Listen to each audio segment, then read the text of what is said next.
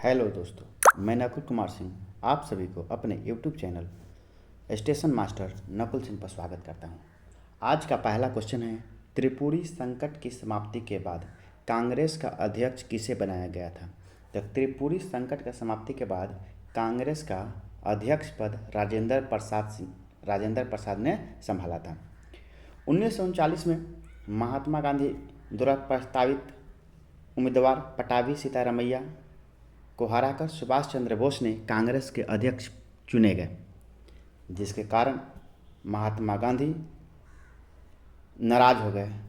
अंततः सुभाष चंद्र बोस ने अध्यक्ष पद से 1939 में इस्तीफा दे दिया और इस्तीफा देने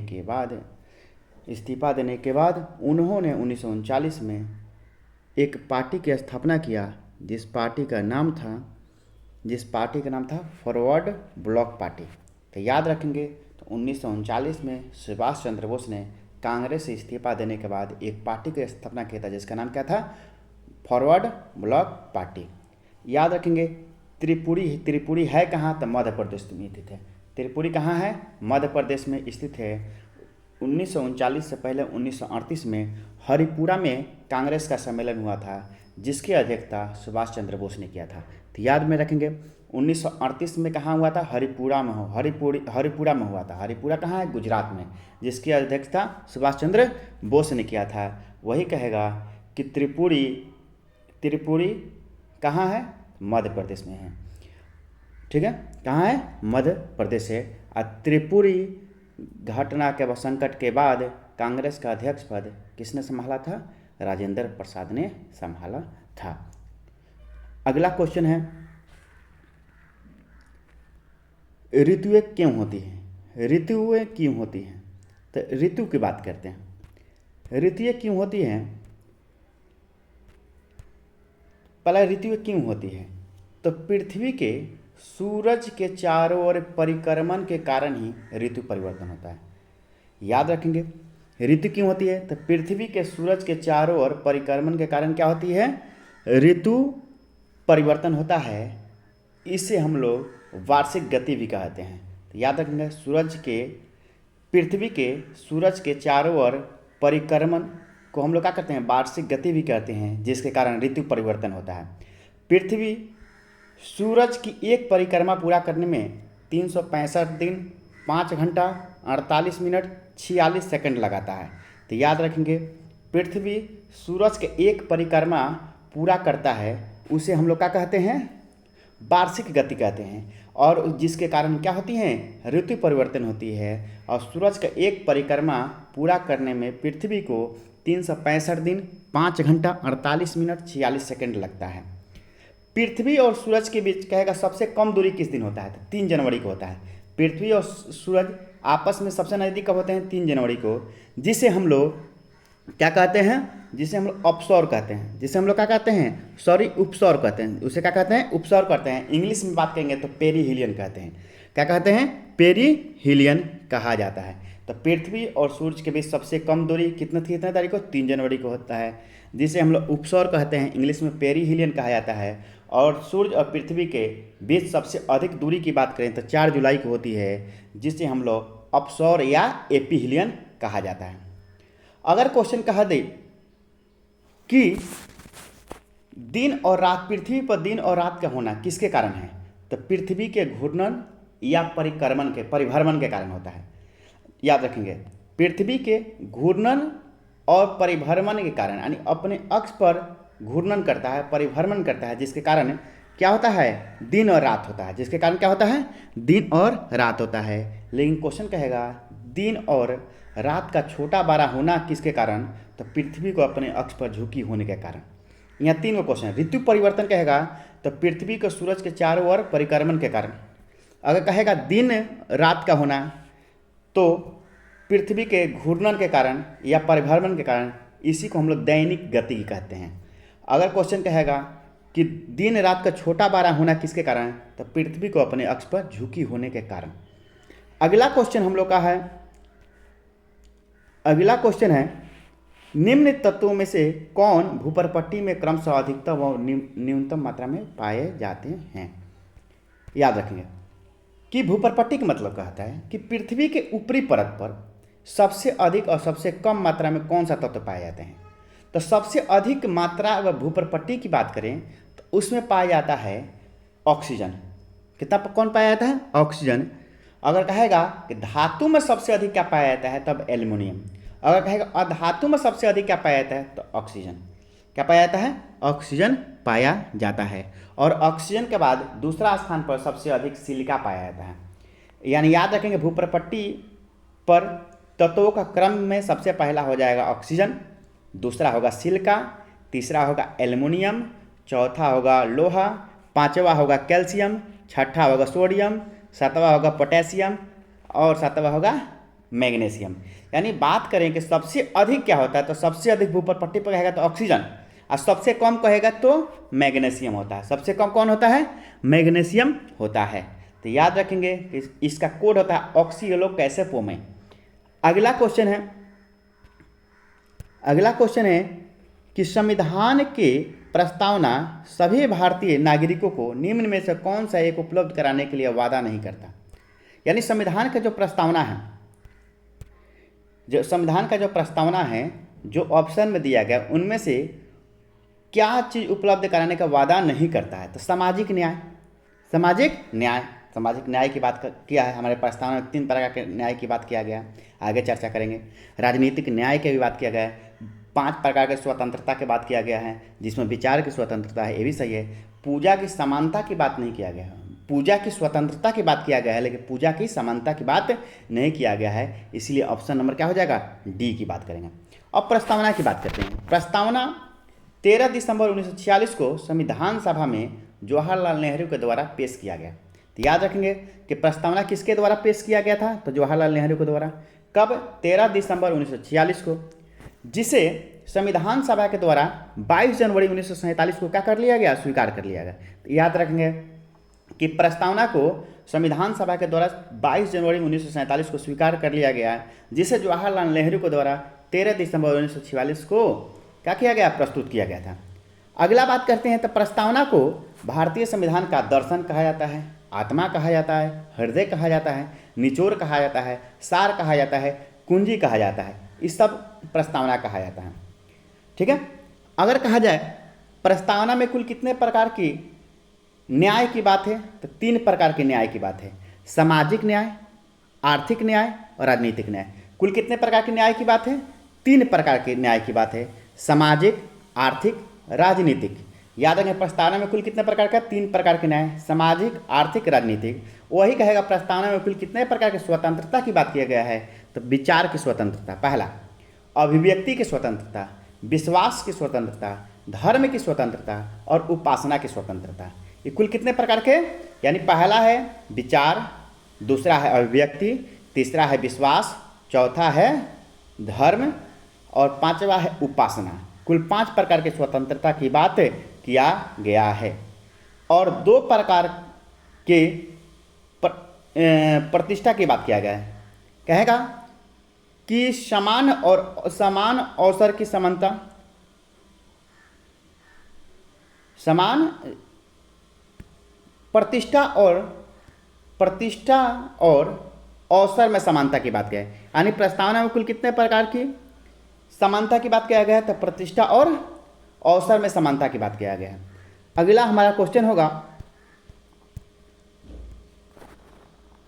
निम्नलिखित में से कौन वित्त आयोग द्वारा की गई प्रत्येक सिफारिश को संसद के प्रत्येक सदन में समक्ष रख पाता है। यानी कहने का मतलब कि वित्त आयोग द्वारा जो सिफारिश किया जाता है संसद के प्रत्येक सदन में किसके समक्ष रख पाता है तो वो होगा भारत के राष्ट्रपति के समक्ष। तो याद रखेंगे कि भारत के राष्ट्रपति। अब करते हैं वित्त आयोग। अभी वर्तमान में 15वें वित्त आयोग चल रहा है जिसके अध्यक्ष हैं एन.के. सिंह। जिसके अध्यक्ष कौन है? एन.के. सिंह। अगर कहा जाए कि वित्त आयोग के गठन कब हुआ था तो 1951 में हुआ था। वित्त आयोग के गठन कब हुआ था? 1951 में, जिसकी चर्चा संविधान के अनुच्छेद 280 में है। अगर क्वेश्चन कहेगा कि वित्त आयोग की सिफारिश सदन में राष्ट्रपति रखवाता है किस अनुच्छेद के तहत तो अनुच्छेद 281 के तहत। अनुच्छेद 281 के तहत सदन में रखवाता है और वित्त आयोग के कार्यकाल कितने साल का होता है? 5 साल का होता है। अगला क्वेश्चन है, निम्नलिखित में से कौन सा एक राष्ट्रीय पार्क भारत में सर्वप्रथम स्थापित किया गया था? यानी भारत का पहला नेशनल पार्क कौन है? क्वेश्चन यही कर रहा है, भारत का पहला नेशनल पार्क कौन है? तो जिम कॉर्बेट नेशनल पार्क, जो उत्तराखंड के नैनीताल में स्थित है। तो याद रखिए, भारत का पहला कह देगा, भारत का पहला राष्ट्रीय पार्क कौन है? तो जिम कॉर्बेट नेशनल पार्क, जो कहाँ स्थित है? स्थित है कहाँ पे? नैनीताल, उत्तराखंड में स्थित है। अगर क्वेश्चन कह दें कि इसकी स्थापना कब हुआ था, जिम कॉर्बेट नेशनल पार्क है, तो 1936 में हुआ था और इसका पुराना नाम हेली नेशनल पार्क है। इसका पुराना नाम क्या है? हेली नेशनल पार्क है। और जिम कॉर्बेट नेशनल पार्क से रामगंगा नदी बहती हैं। वर्तमान में भारत में कुल 106 नेशनल पार्क हैं, लेकिन वही कहेगा वन्य जीव अभ्यारण्य कितने हैं? तो 567 हैं। तो कहेगा नेशनल पार्क 106 हैं, वन्य जीव अभ्यारण्य कितने हैं? 567 है। भारत का सबसे बड़ा राष्ट्रीय उद्यान कह दे, यानी नेशनल पार्क कह देगा, तो हेमिस नेशनल पार्क है, जो कहाँ स्थित है? हेमिस नेशनल पार्क लद्दाख में स्थित है। कहाँ स्थित है? लद्दाख में स्थित है। लेकिन वही क्वेश्चन कहेगा सबसे छोटा कौन है? तो साउथ बटन नेशनल पार्क, जो अंडमान निकोबार में स्थित है। याद रखना, सबसे बड़ा कहेगा तो कौन हो जाएगा? Hemis national park. सबसे छोटा कहेगा तो साउथ बटन नेशनल पार्क। लेकिन कहेगा तैरता हुआ नेशनल पार्क कहाँ है? तो मणिपुर के केबुल लामजाओ नेशनल पार्क। सबसे अधिक राष्ट्रीय उद्यान किस राज्य में है? तो मध्य प्रदेश में। कुल कितने हैं? 10 हैं। लेकिन दूसरे स्थान पर कहेगा तो अंडमान निकोबार में। तो अंडमान निकोबार में कुल कितने हैं? तो अंडमान निकोबार में कुल 9 नेशनल पार्क हैं। अगला क्वेश्चन है, बाल गंगाधर तिलक द्वारा राष्ट्रीयता को बढ़ावा देने हेतु अखबार निकाला गया था। यानी राष्ट्रीयता को बढ़ावा देने के लिए बाल गंगाधर तिलक इनमें से कौन सा अखबार निकाले थे? तो याद रखेंगे, उनके द्वारा निकाला गया अखबार का नाम था केसरी। क्या था? केसरी। तो बाल गंगाधर तिलक के द्वारा राष्ट्र के राष्ट्रीयता को बढ़ावा देने के लिए केसरी नामक अखबार क्या किया गया? चालू किया गया। किस भाषा में? तो मराठी भाषा में। तो याद रखेंगे कि केसरी पत्रिका किसने चालू किया था? बाल गंगाधर तिलक ने। कहेगा किस भाषा में? तो मराठी भाषा में। और इन्हीं के द्वारा बाल गंगाधर तिलक ने 1916 में लखनऊ में कांग्रेस का अधिवेशन चल रहा था, उसी में इन्होंने एक नारा दिया था। क्या नारा दिया था? स्वराज मेरा जन्मसिद्ध अधिकार है, मैं इसके लेकर रहूँगा। और गीता रहस्य नामक पुस्तक बाल गंगाधर तिलक ने कहाँ लिखा था? मांडले जेल में लिखा था। और मांडले जेल वर्तमान के कहाँ है? म्यांमार में स्थित है। और बाल गंगाधर तिलक की मृत्यु 1 अगस्त 1920 को हो गई थी। याद रखेंगे कि केसरी नामक पत्रिका किसने लिखा था? बाल गंगाधर तिलक ने। किस भाषा में? मराठी भाषा में। इन्होंने एक और पत्रिका लिखा था जिसका नाम था मराठा पत्रिका निकाला था। वो किस भाषा में? तो अंग्रेजी भाषा में। मराठा किस भाषा में? अंग्रेजी भाषा में। 1916 में कहाँ अधिवेशन चल रहा था? लखनऊ में कांग्रेस के अधिवेशन चल रहा था। उसी में इन्होंने एक नारा दिया था, स्वराज मेरा जन्मसिद्ध अधिकार है, मैं इसे लेकर रहूँगा। और बाल गंगाधर तिलक ने गीता रहस्य नामक पुस्तक लिखा था। और कहाँ लिखा था? जेल में थे, मांडले जेल में था। मांडले जेल कहाँ है? म्यांमार में स्थित है। और 1 अगस्त 1920 में इनकी क्या हो गई? मृत्यु हो गई। अगला क्वेश्चन है, राष्ट्रीय शिक्षा नीति 2020 के प्रारूप निम्न में से किसकी अध्यक्षता में गठित समिति द्वारा तैयार किया गया था? अरे न्यू शिक्षा नीति की बात करते हैं। तो न्यू शिक्षा नीति 2020 में आया था। तो न्यू शिक्षा नीति जो है, राष्ट्रीय शिक्षा नीति जो है, वह किसका स्थान लेगा? तो 1986 के शिक्षा नीति का स्थान लेगा, 1986 का। लेकिन क्वेश्चन कहेगा स्वतंत्र भारत का पहला शिक्षा नीति कब आया था? तो 1968 में आया था। स्वतंत्र भारत का पहला शिक्षा नीति कहेगा तो 1968 में। लेकिन जो 2020 में शिक्षा नीति आया था वो किसका स्थान लेगा? तो 1986 के शिक्षा नीति का स्थान लेगा। वही 2020 का जो शिक्षा नीति है वह कब लागू हुआ? 29 जुलाई 2020 को लागू हुआ। और इसका जो कह सकते हैं कि फॉर्मेट है 5+3+3+4, 5+3+3+4 है। और इसमें कहा गया है कि कुल जीडीपी का 6% शिक्षा पर खर्च किया जाएगा। और 2020 में मानव संसाधन विकास मंत्रालय का नाम बदलकर शिक्षा मंत्रालय कर दिया गया। 1985 से पहले मानव संसाधन विकास मंत्रालय का नाम शिक्षा मंत्रालय ही था। अगला क्वेश्चन है, ग्रीनविच किस देश में अवस्थित है? ग्रीनविच किस देश में अवस्थित है? तो ग्रीनविच यूके के लंदन के पास से गुजरती है। यूके यानी ब्रिटेन, याद रखेंगे। ग्रीनविच कहाँ से गुजरती है? ब्रिटेन के लंदन शहर से गुजरती है। और विश्व में कुल कितने जो समय जोन में बांटा गया था? 24 समय जोन में बांटा गया था। विश्व को कुल कितने समय जोन में बांटा गया है? 24 समय जोन में बांटा गया है। अगर क्वेश्चन का है कि सबसे अधिक समय जोन किस देश के पास है, तो फ्रांस के पास है। कुल कितना है? 12 है। फ्रांस के पास कुल कितना है? 12 है। वही रूस के पास कहेंगे तो 11 समय जोन है। कुल कितना है? 11। जबकि संयुक्त राज्य अमेरिका के पास कुल 9 है। अगर कहा जाए ग्रीनविच कहाँ से गुजरती है, तो सबसे पहला ग्रीनलैंड से गुजरती है। कहाँ से गुजरती है? ग्रीनलैंड से गुजरती है। दूसरा है नारबोनिया सागर से, नारबोनिया सागर, यानी ग्रीनविच किससे गुजरती है? ग्रीनलैंड से गुजरती है, नारबोनिया सागर से गुजरती है, ब्रिटेन से गुजरती है, स्पेन से गुजरती है, अल्जीरिया से गुजरती है, फ्रांस से गुजरती है, माले से गुजरती है, बुरकिना फासो से गुजरती है, और घाना से गुजरती है, और दक्षिण अटलांटिक महासागर से गुजरती है। यानी कहने के मतलब है जो ग्रीनविच जो है वो किस से गुजरती है? ग्रीनलैंड से, नारबोनिया सागर से, ब्रिटेन से, स्पेन से, अल्जीरिया से, फ्रांस से, माले से, बुर्किना फासो से, घाना से, दक्षिण अटलांटिक समुद्र से। क्वेश्चन कहेगा कि भारत के जो मानक समय है वो 82.5 डिग्री पूर्वी देशांतर जो इलाहाबाद के निकट मिर्ज़ापुर से गुजरती है। जो ग्रीनविच टाइम से कितना घंटा आगे है? तो 5.5 घंटा आगे है। तो याद रखेंगे भारत का जो मानक समय कितना है? 82.5 डिग्री पूर्वी देशांतर है, जो कि इलाहाबाद के कहाँ से? मिर्ज़ापुर से गुजरती है। और जो ग्रीनविच से कितना घंटा आगे है? 5.5 घंटा आगे है। अगला क्वेश्चन हम लोग का है कि वह रेडियो समस्थानिक जिसे परिवहन तंत्र में खून के थक्के का पता लगाने हेतु प्रयोग में लाया जाता है। परिवहन तंत्र में खून के थक्का को पता लगाने के लिए इनमें से किस समस्थानिक का प्रयोग किया जाता है? तो सोडियम 24 का। कहने का मतलब परिवहन तंत्र में कहीं खून थक्का जम गया तो उसको पता लगाने के लिए हम कौन सा समस्थानिक का प्रयोग करेंगे? सोडियम 24 का प्रयोग किया जाता है। वही कहेगा आर्सेनिक 74 का प्रयोग किस में करेंगे? तो ट्यूमर का पता लगाने के लिए।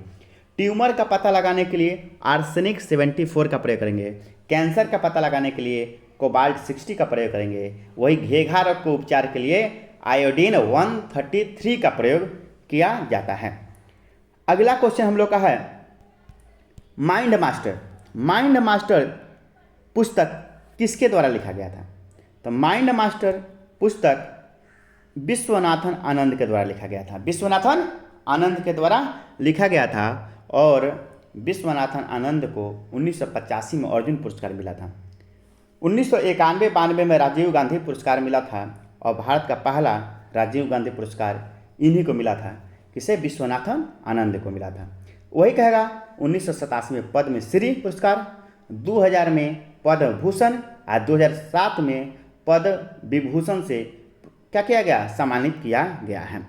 यानी 1985 में अर्जुन पुरस्कार, 1991-92 में राजीव गांधी पुरस्कार, 1987 में पद्म श्री, 2000 में पद्म भूषण, अब 2007 में पद्म विभूषण। इनका संबंध किस राज्य से है? तो तमिलनाडु से है। भारत में पहली बार 1988 में ग्रैंड मास्टर बने थे। 1988 में ग्रैंड मास्टर बने थे और विश्व शतरंज चैंपियनशिप कुल 5 बार जीत चुके हैं। कुल कितने बार जीत चुके हैं? 5 बार जीत चुके हैं। अगला हमारा क्वेश्चन है कि निम्नलिखित में से कौन सा भारत के सर्वोच्च पर्वत शिखर है? भारत का कह रहा है कि भारत का सर्वोच्च पर्वत शिखर कौन है? तो केटू है। याद रखेंगे भारत का कहेगा सर्वोच्च कहेगा पर्वत शिखर कौन है? तो केटू है। कौन है? लेकिन भारत में कहेगा तो कंचनजंगा है। भारत में कहेगा तो कंचनजंगा और भारत का कहेगा तो केटू हो जाएगा। याद रखेंगे केटू भारत का सर्वोच्च पर्वत शिखर है जिसकी ऊंचाई कितना है? 8611 मीटर है। भारत का दूसरा सर्वोच्च चोटी कहेगा तो कंचनजंगा है जो कहाँ है? सिक्किम में स्थित है। आपको कहेगा केटू को गॉर्डन ऑस्टिन के नाम से भी जाना जाता है और यह किस श्रेणी में पाया जाता है? तो हिमालय के काराकोरम श्रेणी में स्थित है। हिमालय के काराकोरम श्रेणी में स्थित है और भारत में सबसे ऊंचा चोटी कंचनजंगा है जो सिक्किम में है। लेकिन क्वेश्चन कहेगा भारत में दूसरा सबसे ऊंचा था नंदा देवी हो जाएगा। कौन हो जाएगा? नंदा देवी। विश्व का सबसे ऊंची पर्वत कहेगा तो हिमालय, सबसे लंबा कहेगा तो एंडीज। एंडीज पर्वत कहाँ है? तो दक्षिण अमेरिका में है, दक्षिण अमेरिका में है। अगला क्वेश्चन, छत्तीसगढ़ में कोरबा का महत्व है। छत्तीसगढ़ में कोरबा का महत्व है किस चीज़ के लिए? कोरबा क्या चीज़ के लिए फेमस है? तो कोरबा क्या चीज़ के लिए? एल्युमिनियम उद्योग के लिए फेमस है। किसके लिए? एल्युमिनियम उद्योग के लिए। छत्तीसगढ़ का कोरबा एल्युमिनियम उद्योग के लिए प्रसिद्ध है और बालको एल्युमिनियम कंपनी है जो छत्तीसगढ़ के कोरबा में स्थित है और इसकी स्थापना रूस के सहयोग से किया गया। किसके सहयोग से? याद रखेंगे, बालको कहाँ है? कोरबा छत्तीसगढ़ में है जो रूस के सहयोग से, लेकिन हिंडाल्को कहेगा किसके सहयोग? तो यूएसए यानी अमेरिका के सहयोग से हिंडाल्को की स्थापना किया गया। लेकिन क्वेश्चन कहेगा वेदांता की स्थापना जर्मनी के सहयोग से किया गया। और क्वेश्चन कहेगा एल्युमिनियम के ऑक्साइड एक फेमस है जिसका नाम है बक्साइट। बक्साइट क्या है? तो एल्युमिनियम के क्या है? अयस्क है। अगला क्वेश्चन है निम्न में से कौन सुमेलित नहीं है? पहला है विश्व पर्यावरण सम्मेलन कहाँ हुआ था? स्टॉकहोम में हुआ था 1972 में, तो सही है। वियना सम्मेलन 1982 गलत है। वियना सम्मेलन 1985 में हुआ था। कब हुआ था? 1985 में। मॉन्ट्रियल प्रोटोकॉल 1987 में हुआ था। किसके लिए? ओजोन संरक्षण के लिए, ये सही है। और प्रथम पृथ्वी सम्मेलन 1982 में हुआ था, ये भी सही है। कहाँ हुआ था? ब्राजील के एक शहर कौन? रियो डी जेनेरिया में। अगला है निम्नलिखित में से किसने पूर्ण सुरक्षा का वचन कर शिवाजी को मुगल दरबार में उपस्थित होने के लिए राजी किया था? तो वो थे राजा मानसिंह। राजा मानसिंह। याद रखेंगे जून 1665 ईस्वी में पुरंदर की संधि शिवाजी और जय सिंह के बीच हुआ था। तो याद रखेंगे पुरंदर की संधि 1665 में शिवाजी और जय सिंह के बीच हुआ था और इसी संधि के तहत 1666 में शिवाजी और उसका पुत्र संभाजी आगरा के दरबार में उपस्थित हुए, मुगल दरबार में उपस्थित हुए और औरंगजेब ने शिवाजी और संभाजी को क्या कर लिया? बंदी बना लिया और पिता और पुत्र यानी शिवाजी और संभाजी को आगरा के जयपुर भवन में रखा था। तो याद रखेंगे मुगल दरबार में शिवाजी कब उपस्थित हुए थे? 1666 में, ठीक है। और औरंगजेब ने उससे क्या कर लिया? गिरफ्तार कर लिया और गिरफ्तार करके दोनों को कहाँ रखा था? तो आगरा के जयपुर भवन में रखा था। ये भी याद रखेंगे, आगरा के जयपुर भवन में रखा था। अगला क्वेश्चन है, अगर कुछ क्वेश्चन पूछ दे आपसे, शिवाजी का जन्म कब हुआ था? 6 अप्रैल 1627 में हुआ था, सिवनेर दुर्ग में हुआ था। इनके पिता का नाम शाहजी भोसले, माता का नाम जीजाबाई था। पिता शिवाजी के कहा जाएगा राजनीतिक गुरु कौन थे? तो कौंड देव थे। कौन थे? कौंड देव थे। लेकिन कहेगा कि बताइए इनके आध्यात्मिक गुरु कौन थे? रामदास थे, ठीक है।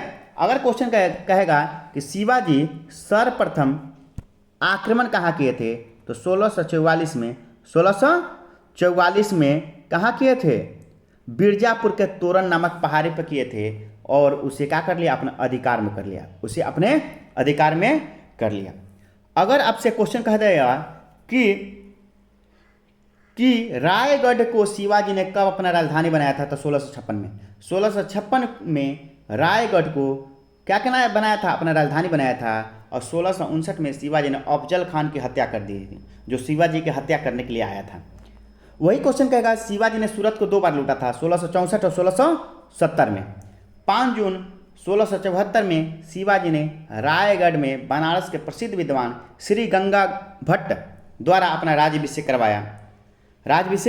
करवाया और 1680 में शिवाजी की क्या हो गई? मृत्यु हो गई। और शिवाजी के मंत्रिमंडल को अष्ट प्रधान कहा जाता था, यानी शिवाजी का जो मंत्रिमंडल था उसे अष्ट प्रधान कहा जाता था, जिसमें पेशवा पद सर्वाधिक महत्वपूर्ण था। शिवाजी का उत्तराधिकारी संभाजी हुए। अगला क्वेश्चन है, भारतीय स्वतंत्रता संग्राम के दौरान रॉलेट एक्ट किस कारण सार्वजनिक के रोष उत्पन्न किया, सार्वजनिक के रोष उत्पन्न किया। तो इसमें सबसे पहला इसका कारण क्या है कि रॉलेट एक्ट कब आया था? सबसे पहला बात 1 मार्च 1919 को भारत पहुंचा। तो रॉलेट एक्ट 1 मार्च 1919 को भारत पहुंचा, और लेकिन लागू कहेगा रॉलेट एक्ट कब हुआ था? तो 19 मार्च 1919 को लागू हुआ था। इसके तहत किसी भी व्यक्ति को संदेह के आधार पर मुकदमा चलाया जा सकता था, गिरफ्तार किया जा सकता, परंतु उस पर न कोई अपील, न कोई दलील, न कोई वकील। रॉलेट एक्ट को न कोई अपील, न कोई दलील, न कोई वकील कानून भी कहा जाता है। आपको याद रखना है कि रॉलेट एक्ट के विरोध में गांधी जी ने 6 अप्रैल 1919 ईस्वी में को देशव्यापी हड़ताल किया था। याद रखेंगे कि महात्मा गांधी ने रॉलेट एक्ट के खिलाफ 6 अप्रैल 1919 को क्या किया था? देशव्यापी हड़ताल किया था। और 13 अप्रैल 1919 ईस्वी में अमृतसर में जलियांवाला बाग हत्याकांड हुआ, और जलियांवाला बाग हत्याकांड के विरोध में ही महात्मा गांधी ने केसर हिंद की उपाधि, जमनालाल बजाज ने राय बहादुर की उपाधि तथा रविंद्रनाथ टैगोर ने सर की उपाधि क्या कर दिया था? लौटा दिया था। तो इसके पीछे क्या कारण था? इसमें पहला ऑप्शन कह रहा है कि इसमें धर्म की स्वतंत्रता को कम किया गया था। ऐसा बात नहीं है। इसने भारत की प्रारंभिक शिक्षा को दबाया था, ऐसा नहीं है। इसने लोगों को बिना मुकदमा चलाए जेल भेजने की अधिकृति थी, इसीलिए इसका विरोध किया गया था। अगला क्वेश्चन है साइमन कमीशन। साइमन कमीशन के आने के विरुद्ध भारतीय जन आंदोलन क्यों हुआ? इसके पीछे कारण यह है कि जो साइमन कमीशन आए थे कुल 7 सदस्यीय थे। कुल कितना सदस्य थे? 7 सदस्य थे, जिसके अध्यक्ष कहा जाए तो कौन थे? सर जॉन साइमन थे। इसमें सातों का सातों जो सदस्य थे वो कौन थे? अंग्रेज थे। इसीलिए इसे व्हाइट कमीशन भी कहा जाता था, और यह ही विरोध का सबसे बड़ा कारण था कि सातों के सातों सदस्य क्या हैं? अंग्रेज थे। अगर क्वेश्चन कहेगा साइमन कमीशन कब बना, तो साइमन कमीशन 1927 में बना था। भारत कब आया? 1928 में आया। अपना रिपोर्ट कब प्रस्तुत किया था? तो 1930 में प्रस्तुत किया था। अगला क्वेश्चन है 1928 में लाहौर में साइमन कमीशन का विरोध कर रहे थे लाला लाजपत राय। उस समय वो पूरा घायल हो गए, बाद में जाकर उनकी क्या हो गई? मृत्यु हो गई। और साइमन कमीशन का बहिष्कार भारत के 2 पार्टियां नहीं की थी। उसमें से एक थी जस्टिन पार्टी, दूसरा था Punjab Unionist party. Justin party और यूनिस्ट पार्टी साइमन कमीशन का क्या किया था? समर्थन किया था। अगला क्वेश्चन है महाराष्ट्र में गणपति पर्व का प्रारंभ किया किसने किया था? तो बाल गंगाधर तिलक ने किया था।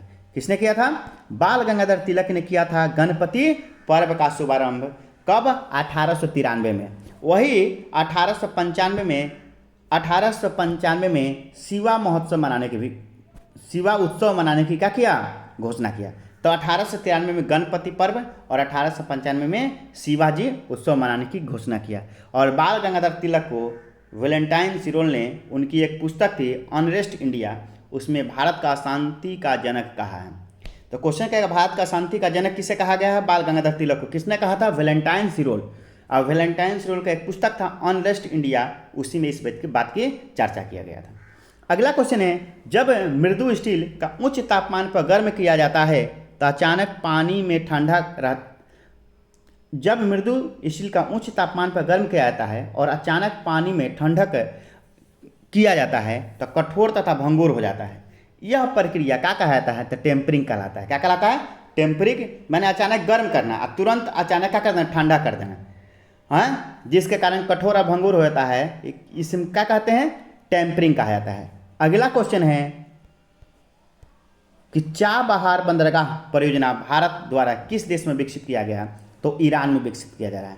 कहाँ विकसित किया गया है? ईरान में। वही कहेगा चाबहार बंदरगाह भारत के द्वारा ईरान में विकसित किया गया है। और हम्बनटोटा बंदरगाह चीन ने श्रीलंका में विकसित किया है, और ग्वादर बंदरगाह को पाकिस्तान ने चीन को दे दिया है। धन्यवाद।